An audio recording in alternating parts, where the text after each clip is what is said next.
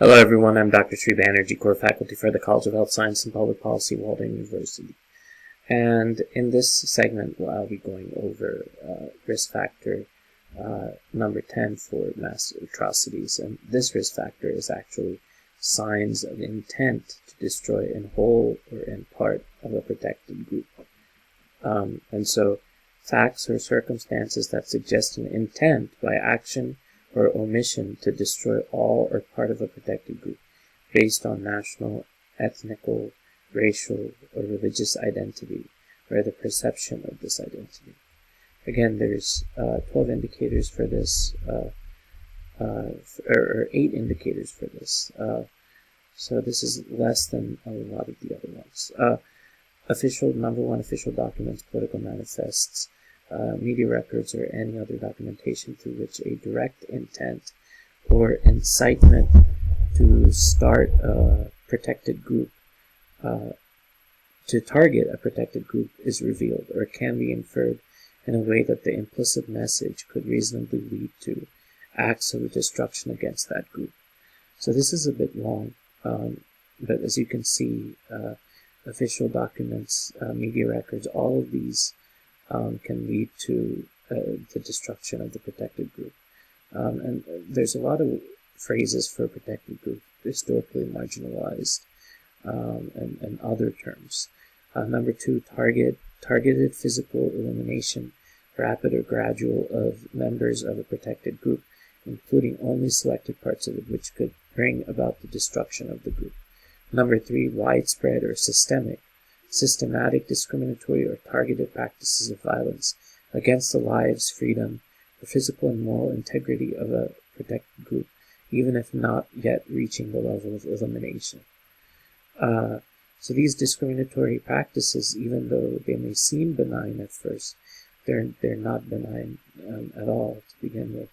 They may seem at first not as offensive, but cumulatively this can actually lead to a lot more harm. Number 6 is resort to means of violence that are particularly harmful or prohibited under international law. This one's important, including prohibited weapons against a protected group. It's difficult to know which weapons are going to be used in which pogrom or mass atrocity. However, there's some sense as to what will be used.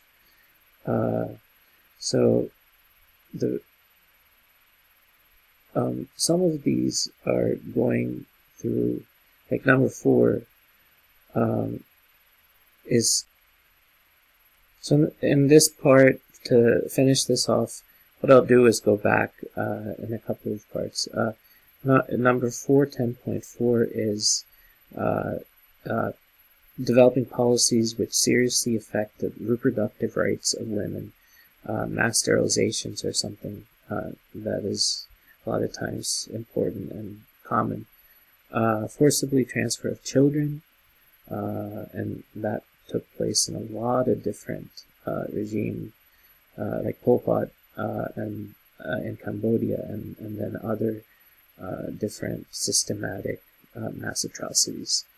10.5 is resort to methods or practices of violence that are particularly harmful against or dehumanize a protected group. That's very important.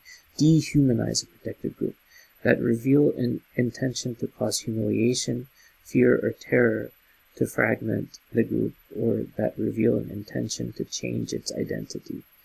10.6 is, again, prohibited weapons that could be used against a protected group. The last two, 7 and 8. 7 is public euphoria at having control over a protected group. One that comes to mind is lynchings, how that was a public euphoria that took place.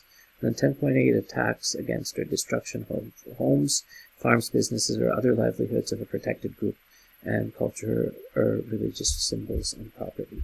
So these are some of the indicators that comprise the risk factor of signs of intent to destroy in whole or part of the protected group. Thank you for listening.